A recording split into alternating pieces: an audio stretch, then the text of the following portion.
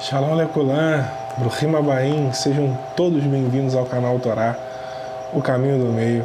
Bem pessoal, essa semana eu gostaria de falar com vocês sobre a Parashá Korah.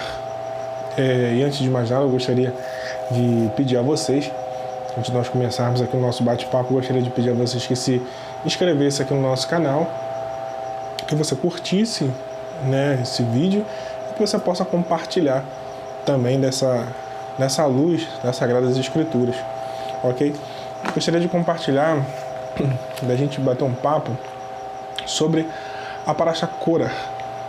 Ela é uma das parashot mais conhecidas, uma das parashot mais comentadas, justamente devido à questão Kiná, que é a questão da inveja de Korah, que teve um nome aí. Teve a Parashá nomeada com o nome dele, que junto aí com os 250 homens se rebelou contra Moshe Rabbeinu. Então eu gostaria de bater um papo rápido sobre a questão Kiná. Porque a questão Kiná que Korah cometeu, todos nós já sabemos. Eu trouxe aqui um pequeno resumo sobre a situação de Korah e depois eu gostaria de trocar uma ideia com vocês sobre a questão Kiná, o que ela seria, o que representa, e você pode deixar o seu comentário aqui embaixo e deixar a sua participação, fazer a sua participação aqui no nosso vídeo com muito respeito. Então vamos lá, Korah. Vamos deixar aqui um breve resumo sobre quem foi Korah. Korah era um dos primos de Moshe Rabbeinu, um dos primos de Moisés. E ele é a pessoa que dá o nome a essa Parashá. E depois da rebeldia do povo, descrita pela Torá na Parashá, na Parashá Bealoterra, quando o povo exigiu comer a carne, você vai voltar nos vídeos aí mais antigos, você vai ver a rebeldia do povo que queria comer carne. E na Parashá Shelar também, que teve a situação dos espiões, dos meraglinhos, a questão dos espiões. Essa Parashá ela vai descrever sobre a rebelião de Korah. Korah e as outras 250 pessoas que decidiram rebelar-se contra Moshe Rabbeinu.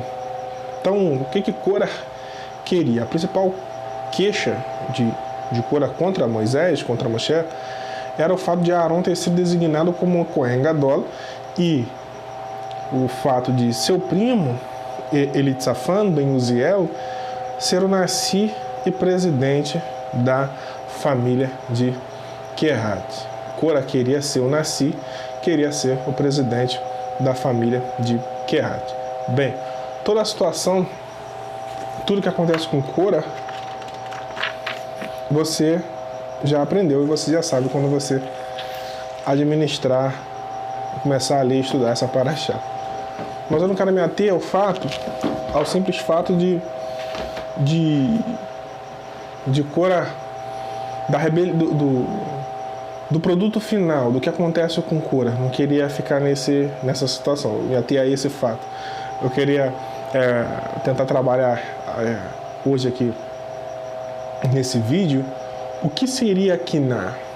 Às vezes nós não temos a consciência do que é Kiná, ou o mal que ela faz, o mal que ela representa.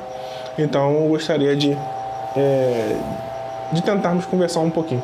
Então eu peguei o conselho do Rabino Eliezer Papo e a gente vai tentar descobrir alguma coisa legal sobre Kiná, como não fazer, como Kiná é desrespeitosa e consequentemente, quando eu peguei aqui o livro, existe um outro tema que se chama Kimá. É bem parecido, vai trocar a letra Men, a letra Nun pela letra Men, e vai ter um completo significado que significa levantar-se. Então vamos tentar ver aqui mais ou menos alguma coisa bem legal. E a gente vai tentar se situar dentro do conceito de Kiná e Kimá. Ok? São duas palavras em hebraico. Kiná significa inveja, Kimá significa levantar-se. Então vamos tentar entender aí o que significaria esse levantar-se. Vamos entender o primeiro conceito que aconteceu com Korah, que é Kiná. Quiná. A inveja remove a pessoa desse mundo. Quem declara isso é o livro de Pirkei Avot, no capítulo 4, verso 21. 4:21. Pirkei Avot fala isso. A inveja remove a pessoa desse mundo. Há discussões, uns dizem que remove do mundo físico, outros discutem que remove do mundo espiritual. A pessoa acaba estando viva nesse mundo, porém morta espiritualmente devido a quiná, a inveja. A má inclinação faz a pessoa almejar ser a maioral, a mais sábia, a mais devota e a mais rica de toda a sua geração. Você vai ver que é muito semelhante ao que apareceu, que a situação de Cora. Movida pela inveja, prejudica os que são iguais ou superiores a ela e passa a difamá-los.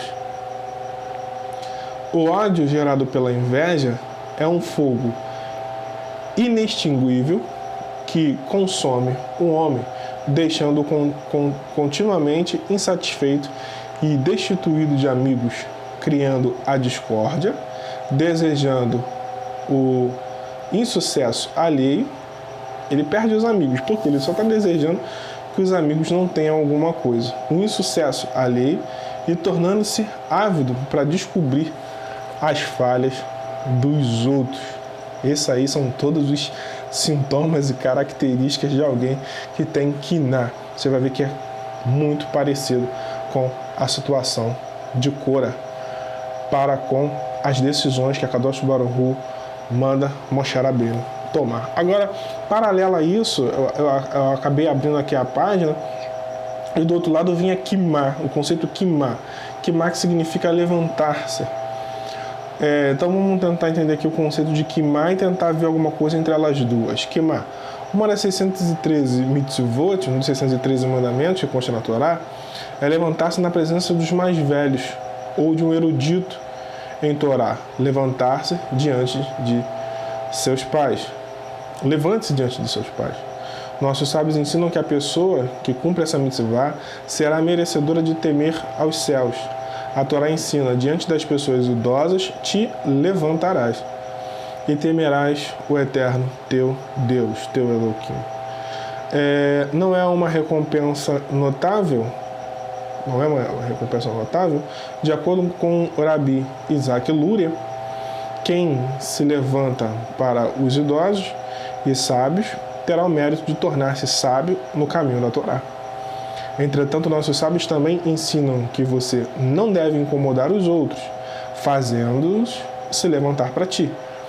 Se notar que uma pessoa realmente não deseja cumprir essa mitzvah, a pessoa não quer se levantar, não as coloque numa situação de obrigatoriedade, mas se desejarem cumpri-la, então você pode passar entre elas. De acordo com o Zohar HaKadosh, a pessoa é considerada idosa quando ela chega aos 70 anos de idade.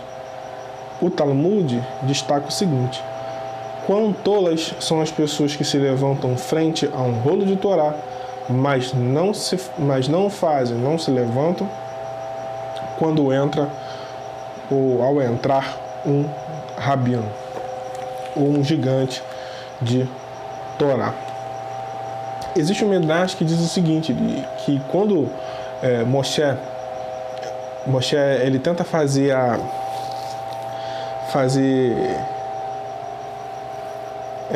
uma reunião na casa de Cora, ele vai até a casa de Cora, tentar conversar com ele, tentar entender quais são os pensamentos de Cora, porque Cora está querendo fazer essa rebelião, ou tentar até mesmo impedir ele de fazer a rebelião, porque não havia motivo. Então Moshe Rabbeinu vai na casa dele, tenta ir na casa dele e conversar com ele. O Midrash diz que quando Moshe Rabbeinu entra na casa de Cora, os filhos de Cora se levantam quando Moshe Rabbeinu entra. Exatamente onde não existe coincidências, exatamente eu abri a página do lado de Quiná, Takimá, onde nós acabamos de ler que nós devemos nos levantar, onde entra um sábio de Torá. Então, o Midrash conta que os filhos de Cora se levantaram quando Moshe Rabbeinu entrou, porém Cora não se levantou. Então, por isso, que os filhos de Cora alcançaram o perdão, alcançaram as desculpas do Criador. Cora, por sua vez, não, porque a inveja o prendeu.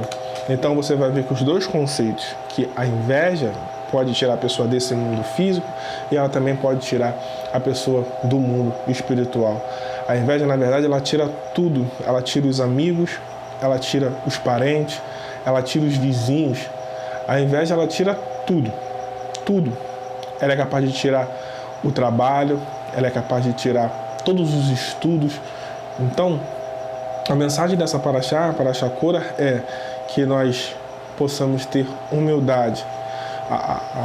A questão que eu quis trazer aqui sobre queimar não é para que você simplesmente se levante. Óbvio, ficou aqui um ensinamento que quando entrar um sábado de Torá, o que nós devemos fazer? Nos levantar, assim como nos levantamos para o Sefer Torá.